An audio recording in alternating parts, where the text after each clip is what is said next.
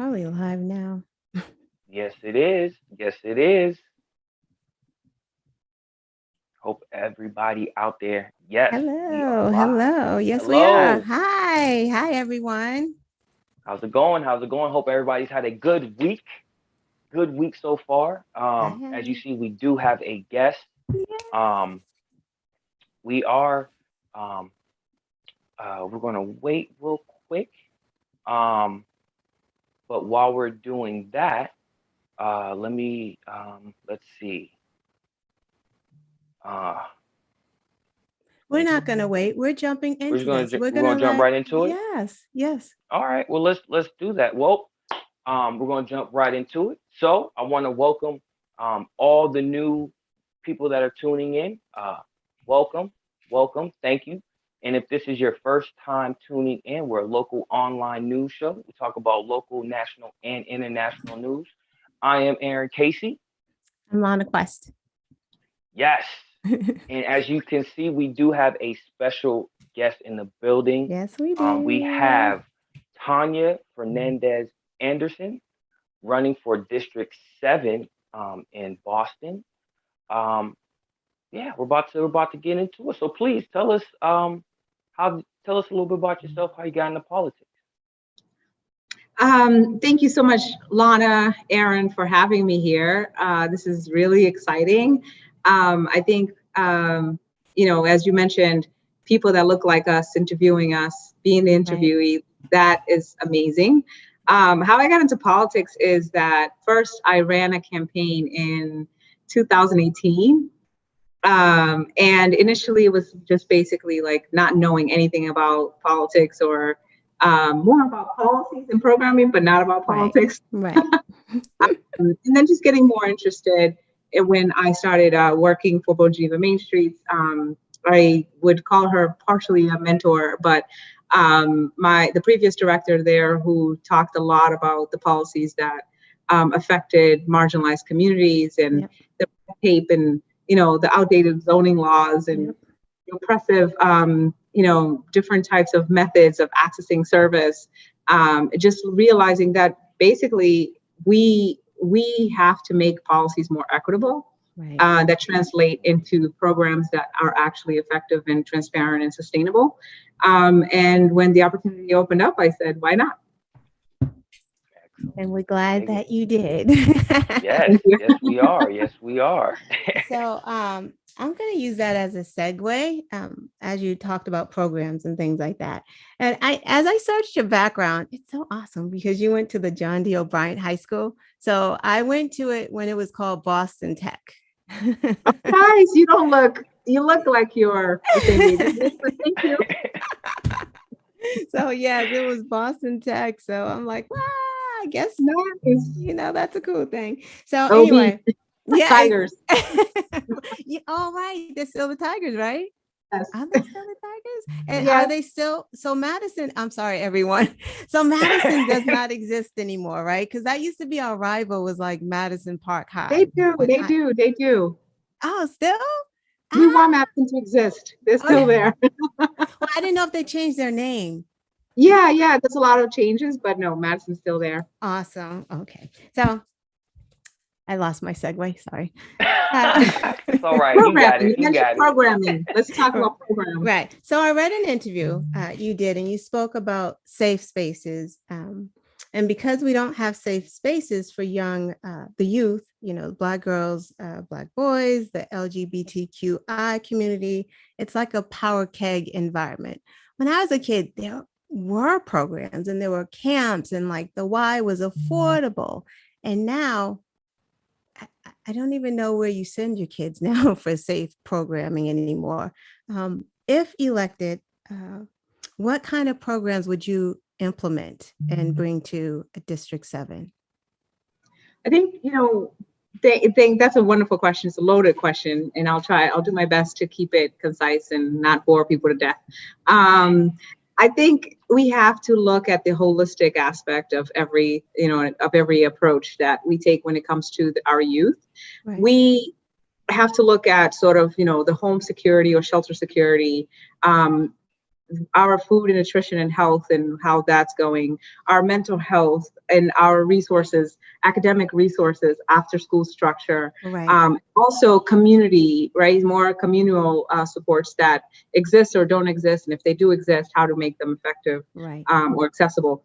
And I think that part of that is, so, you know, in the home, if you don't know where you're sleeping at night, if you don't know what you're eating, then you can't really focus on homework, right? So Right. understanding that our marginalized youth in the district suffer these consequences on daily life and are distracted because they have so many things to worry about.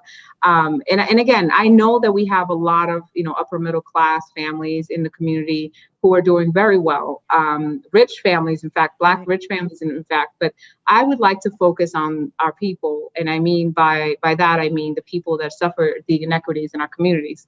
And so, what I would do about that is, I would love to look at, you know, reallocating resources in the police department in terms of how to create mentorship programs so that Right. police, you know, their detail maybe looks like mentoring community policing with our youth. Creating that relationship, building trust, I think, is definitely one way to create more truth and reconciliation in the community. Hopefully leading the police department to apologizing the youth, even to expressing where they're coming from. Right. Looking at education, I think, means to look at resources, so mental health services, but also going in the home and supporting families to advocate and to support their youth with those services. But also arts and entertainment spaces, like you said, where is the free Y or affordable gyms, recreational, etc. We don't have them. If we do, they're not affordable, and we don't have enough, right? So for LGBTQI community, where do the youth go, right? And we know that kids rebel and pose or will go underground and Right. may face, you know, higher risks, right? Right. If we don't have safe spaces for them.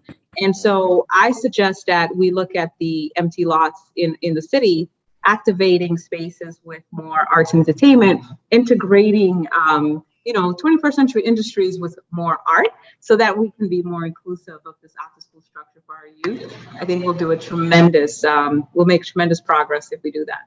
Yeah, I agree. And that's a great Right. answer. And even like, you know, all of it was good. But just like I always think about like the mentor part of it, you know, it's like, you know, each one should be teaching one.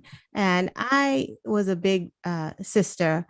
I volunteered in Brockton, this place called Reach and Rise out of the Y. Like I did a lot of mentoring, but one thing with each mentorship, there were never any Black people mentoring. Like, where are the Black and brown people?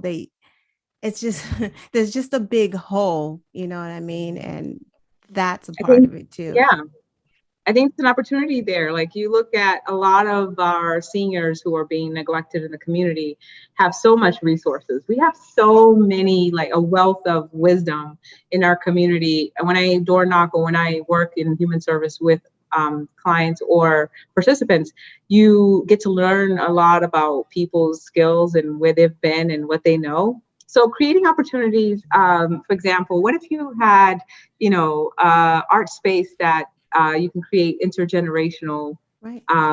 connections between youth and seniors. Connecting every youth with a caring adult is really what we need. Right. And also, in the interim, creating more recreational spaces for our seniors. I think we could, so to speak, kill two birds with one stone, but Yeah. be more inclusive of both generations. Right. Right. And that's, I don't want to keep going because I was gonna like, I'm sorry, Casey, because that's so progressive. There's a spot out here. I am in Randolph, and it's called the Intergenerational Center, and it combines youth and the seniors together in one space. That exact thing, and it works. And it Yeah. works. Yeah. Good idea.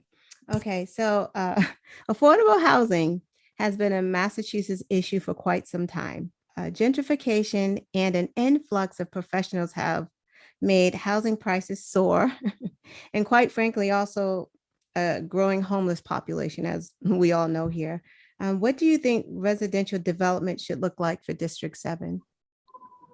So, I mean, we know the stats, so we don't have to keep going on about that.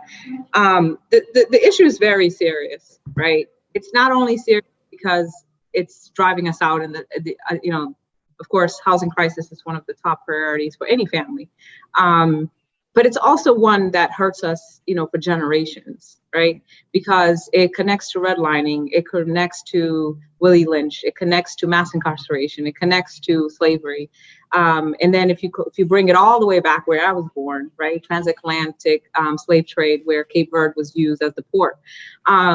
So feeling that pain and connecting to this post-traumatic slave disorder that we already have to face in our community, we need more spaces for truth and reconciliation, as I mentioned, where we are healing and that our white counterparts understand the damage that they're causing. Even when we're not driven out, we are hurt and affected by this. So development in Roxbury or District 7 should look like this. The district is severely segregated. So you have South End and a little bit of Fenway, and you have Roxbury and a little bit of Dorchester. In those two areas, two different worlds, right? Completely. Yeah. Yes, it is. Polar opposites. And so I say that we want our district to close at 11, 12 o'clock with our businesses where we spend our dollars.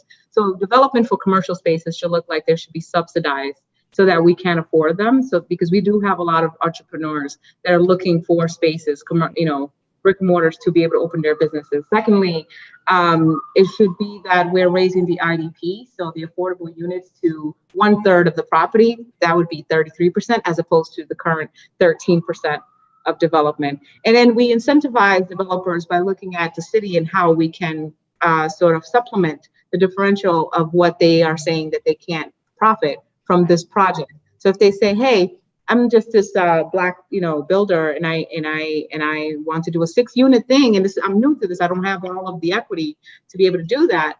We should be able to support it. The city, I always say, the city is rich enough in looking at the budgets and how we can, create pilot programs to support people to go from middle class to rich. We don't want to just, sustain things. Right. We build people up, and equity for our people mean that we are helping people on all levels. Right. Yeah, absolutely. Right. Whew. Well, you're a wealth of information. Oh, thank you. Right. I love it. Next question, my last question. There have been studies finding significant racial disparities in vehicular air pollution exposure around the cities of Massachusetts. Black and brown folks, as we know, are disproportionately affected by environmental racism, which also increases the likelihood of us dying from COVID. If elected, how would you combat environmental racism in District 7 and just in and around Boston? It's all connected. Yeah. Absolutely. We have to combat, climate justice or injustice in the marginalized or in the urban settings, because we suffer the most, even though we are not the ones who contribute to the most carbon, so contribution. Isn't that interesting? How? Right. We're taking like public transportation. We're not the ones driving in and out of downtown Boston through the neighborhoods. Right. And then, so more green spaces, of course, right? Looking at how we can look at our transportation methods and making it more transit, but also looking at alternative methods of transportation. I support partial bike lanes as long as it's not encroaching on the rights of drivers, right? So making sure that we're critical in how we are creating more ways means of transportation. Looks that we also looking at, electric cars, and I know that's already a thing, but expanding it and making it more accessible in urban settings. So like in Roxbury, not just South End.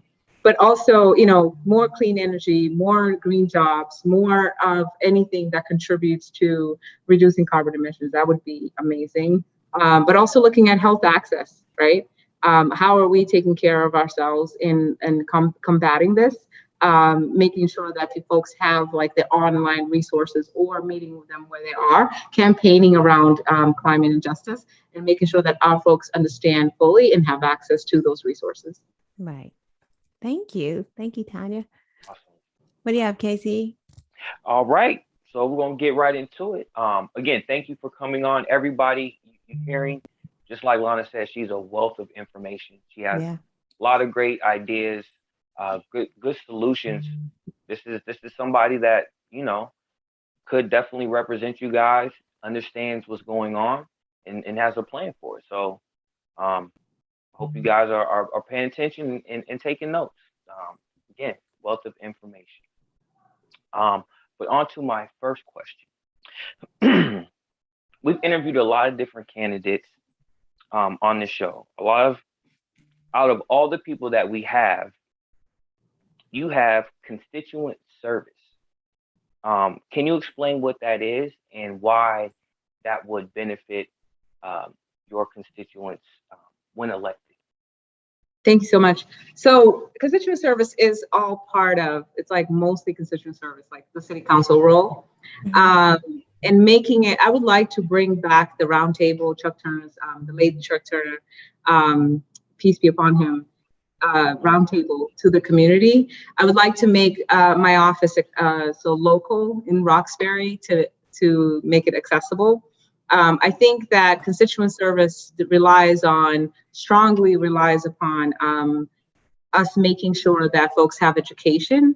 And since we know that knowing is half the battle, it would look like I would actually collaborate with institutions or colleges where they could make it part of their classroom work to develop Prezi or small, visual presentations that the city can add to or complement their websites. So each department would have a visual presentation on how to utilize those services, right? Nice. So I think what's missing is that there's a lot of reading and drop down menus and blocks and and pictures, but if we can make it so that it's just, ISD for beginners, obtaining a liquor license for beginners, or entertainment license this, or permit that, then we can make it more user-friendly. But I think it's more than just access. For example, 30 lots, empty lots on Blue Hill Ave.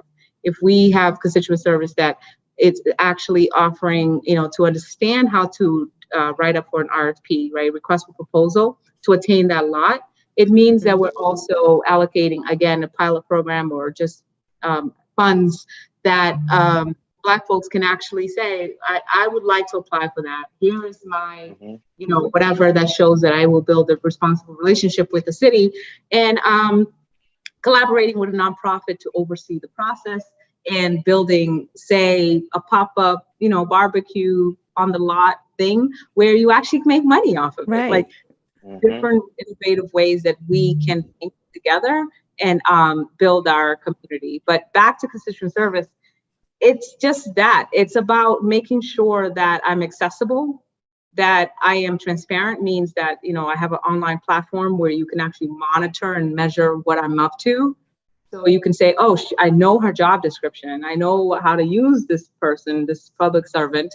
I know how to access the services. And I know how to actually monitor the goals that she set out for the district. And that, I think, is transparency that will build relationship and hopefully boost our faith in local government. Right.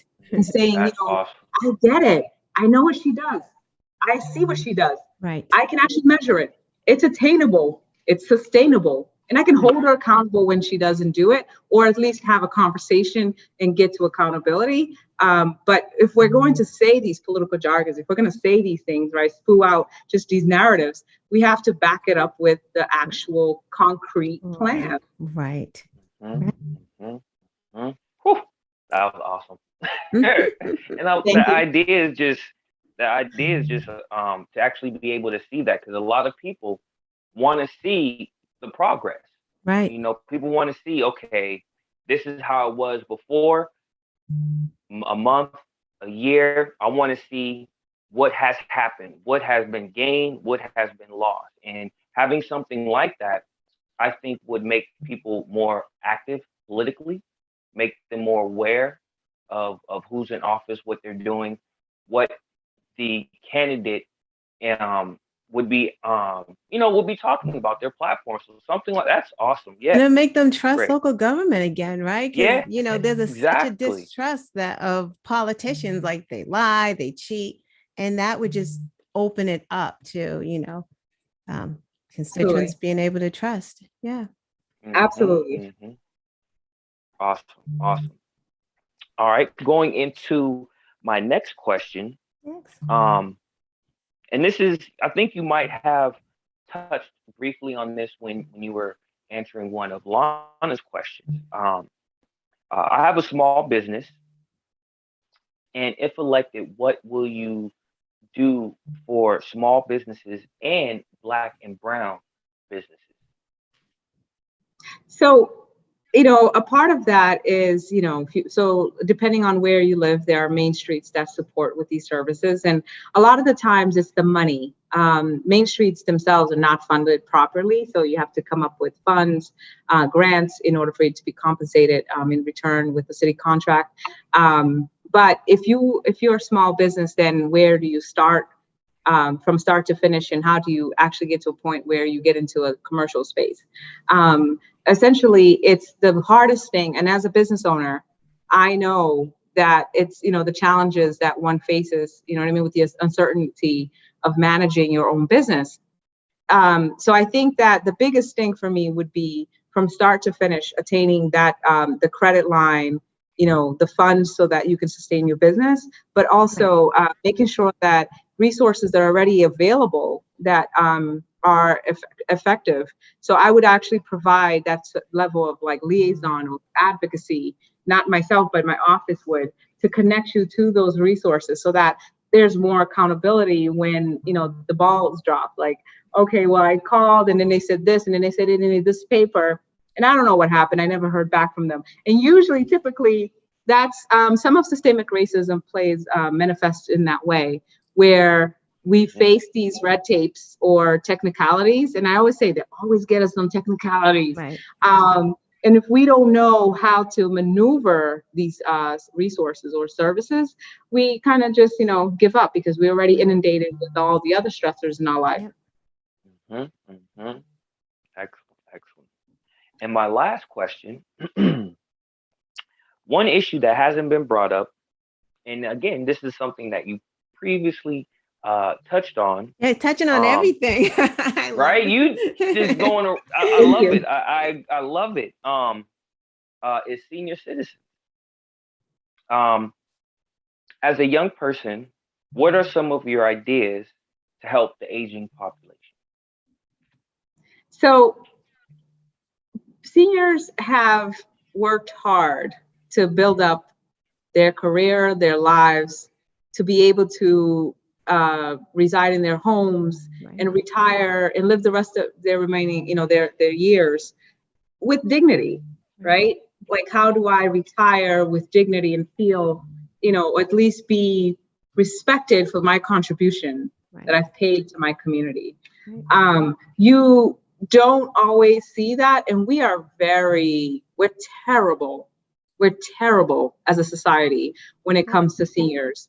And it's just, there's no excuse in the world, right? Because it's almost as if the baby couldn't change its own diaper, then what, let them get a diaper rash? It's that kind of concept. And I'm not, not to degrade or anything, but I'm saying when you have seniors aging and that seniors may need more supports, more services, and a lot of times cannot advocate for themselves because they're not able to reach certain, the technological change and stuff like that. We're taking advantage of that, and that's not right.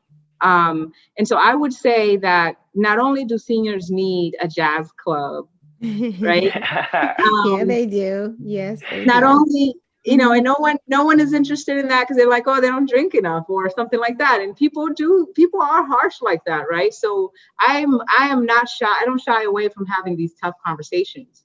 What we need to do is have the tough conversations and say, so maybe you think you won't profit, but the city needs to be able to create more of those programs that seniors are interested in, right? So that they can be productive outside of their home, so that they can, and then so that they can also have everything that they need inside of the home. And the other thing I've visited a lot of seniors lately. They've told me that these senior homes that they live in, that the food is garbage. Like they tell me, like, just like the kid in YouTube, hot garbage. That's what they called it. School lunch. It's like worse than school lunch. No, seriously, Yeah. and then they said that, and then they tell me, a lot of people tell me the treatment is not right. The food is horrible. They're treated like children. They're treated like they don't have a say. If they're not, for example, if they're not, have power of attorney over their funds or spending, that they don't understand it. How is it being allocated? How is it being spent? So I think that more advocacy for seniors inside of senior homes, right? Because we think, oh, they're all set, they're senior home. So more advocacy for inside of senior homes, advocating for better foods, and it's not because it's healthy and it doesn't have salt. Like I saw some of it. Like, no, y'all can do better. And also recreational activities outside of the homes, but more innovative arts and entertainment spaces as well for seniors. More inclusivity in terms of like shopping areas, more inclusivity when it comes to civic engagement as well, not just visiting them when you want to vote. Like make sure like you're including them in the budget process or community process or whatever we're doing. They were just more inclusive. Like, how do we neglect a whole group because they're aging? Like, eventually we age. How do we do that? Right. It's unbelievable. Definitely unbelievable. Well, awesome. Good question. That was awesome. Awesome. Good answer. Good answer. Good answer. That's all the questions that I have, but go ahead. Oh, no, I was just going to say, it really is. They treat them like a subset of other humans. Like, they're people, like they were you, right? They're young as well. Like other countries treat their seniors so much better than Americans. It's awful. But on to the speed round. Know you're busy, so we're gonna get to this and we're gonna let you go. So the speed round is just a bunch of funny questions and we're gonna go fast. Okay. Okay. This should be fun. I can't wait. All right. So name one thing you would put on your bucket list. To be a bodybuilder. Oh, that's a good one. Oh, okay. Oh, better watch out. So, favorite place to eat in Massachusetts? A place to eat in Massachusetts? Your favorite place. Place. Silver Slipper. Really? Is that in Stoughton? Yeah. Is that in Stoughton? That's in Roxbury. Oh, right. Oh my God. It's down Dudley. Or it's not called Dudley anymore. You're absolutely right. Okay. Weird quirk. Oh my gosh. I get really, really, really, is this a quirk? Silly. Like I think I'm a comedian when I get tired. And I start making jokes. My kids are not laughing, but I'm laughing my butt off, but I'm just tired. They're like, that's not funny. It's not funny at all. Okay. Where is the worst place to be stuck in traffic? To be stuck in traffic. If you're driving a stick shift, which was my first car. Oh. On the highway with a stick shift, or oh my gosh, anywhere where there's like a lot of like seafood and like between, I don't want to offend certain cities, but it just. Yeah, it smells. Let's just go on and say it. Smell a little like trout. Okay. Okay. One thing you own and wish you didn't. That I own and I wish I didn't. Wow. I'm a very practical spender. I own, you know what? Maybe just too many shoes. But you probably don't wish you didn't own those shoes. I don't wish, that's true. I wish I didn't own them. Okay. You know what? I have to start giving away all those gowns that I sewed. Mm, And they're all in storage, and I don't need to own them, and I don't want them. It's just right. a lot of space, and I need to get rid of them. Yeah. Yeah. There's people who need some She's a great gowns. Yeah. designer, by the way. Yeah. Thank I you. read that. I'm like, oh, you're out here doing it all. So, hey, one thing you don't own and wish you did. Ooh, I don't want to be greedy, but I drive a Ford F-150, and it's a Nice pickup for truck. those who don't Yeah, know. it's a nice truck. I would like to own a 350. Oh, okay, big boy. I dig it. If it's hybrid and a little bit environmentally friendly, I'll feel better, but definitely a 350. Sometimes I see guys in their 350s, and my F-150 is like just a little bit lower, and I'll look at them, whatever. Do they have an electric one now? Didn't they make an electric one? Did they make I an don't electric know. That would be 350? amazing. I don't remember her name, but it's an Asian woman. And like, I know I talked about it before, but she did like I don't know, was it a hybrid or something of it? Like they were testing it and it pulls like all these thousands of pounds and it's electric. I Wow. maybe the 350. I'm not sure. Wait, That I might also look that up now. we need a trailer. We all need a trailer Ooh. in case My the grandma in zombies, Virginia has the zombies come. Kidding. I'm running for office. Kidding. Okay, last question. If you could erect a statue or a monument in District 7, what would it be of or what would it Ooh. represent? Oh man, that's a tough one. And I know it's not Oh. Robert E. Lee. I mean, that one's available. If I definitely, oh my gosh. So like I always say that I want the heart of Harriet, but like the vigor of Winnie Mandela, Mm.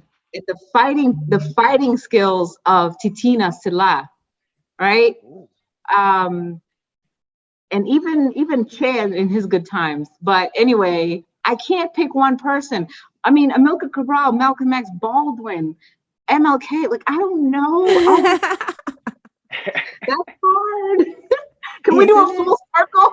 Can we do a round table and like put everybody in? Oh yeah. Oh, that would be a great one, right? Oh, a meeting. They came back from our ancestors returned for the Right. meeting. Yeah. Wow. And call That'd it the be amazing. meeting. Yeah, That would the be meeting. nice. That would be Yeah. really nice. The alliance. That sounds. Yeah.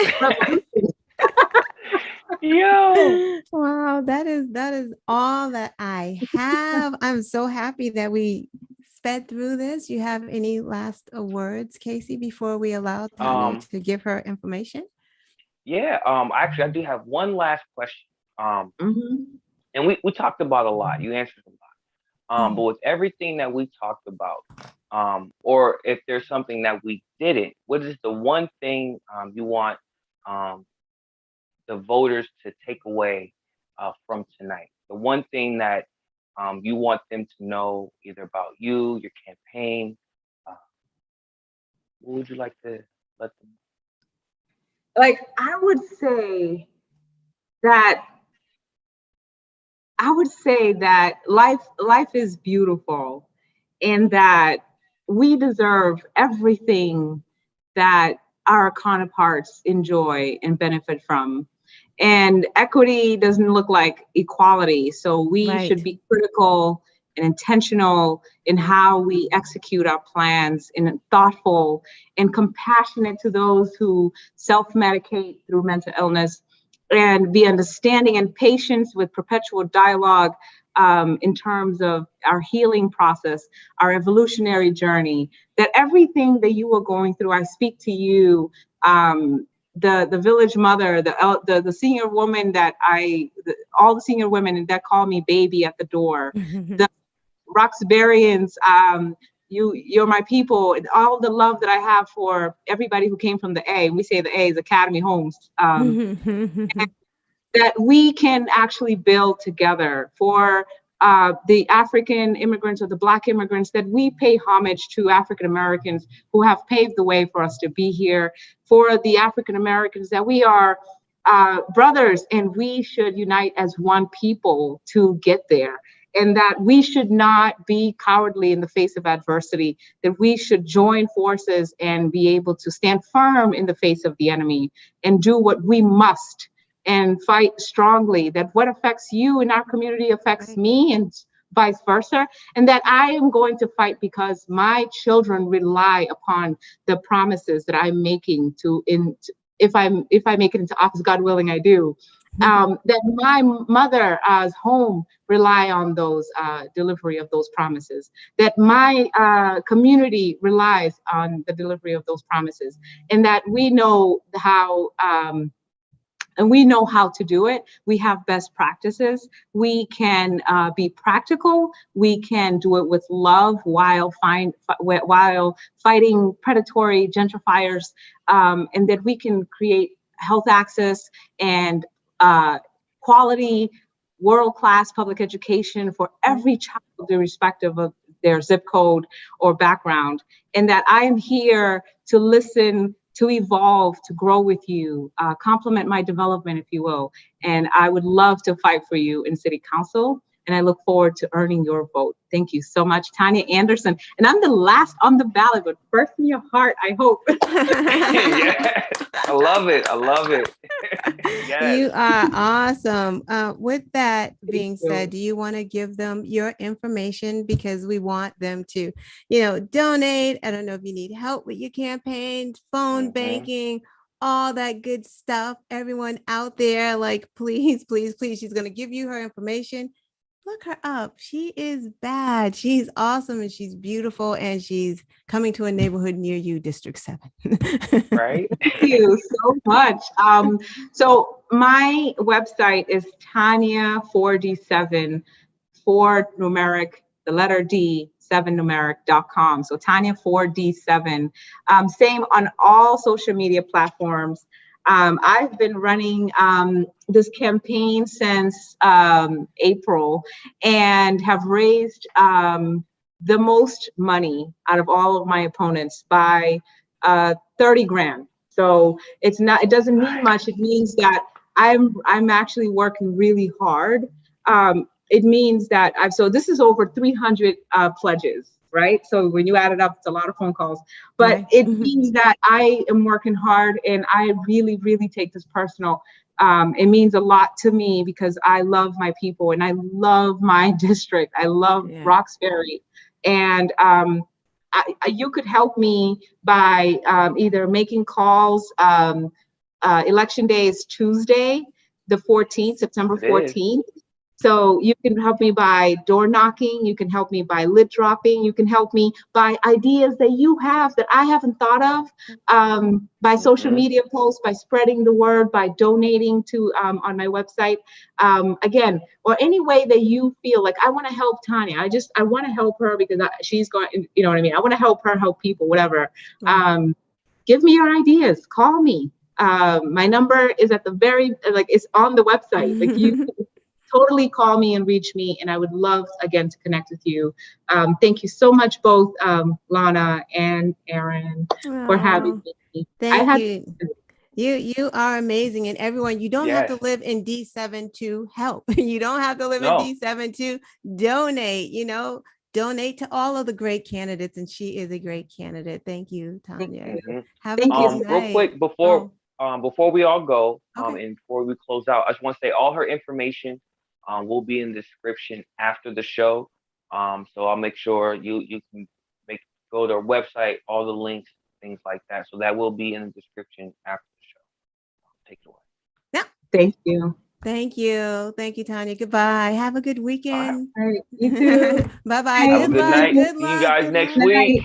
Thank you. Bye-bye. Don't forget to vote. Yes. Don't forget to vote, everyone. Tania Anderson. That's right, D7. Come out. Thank you. Good night, everyone.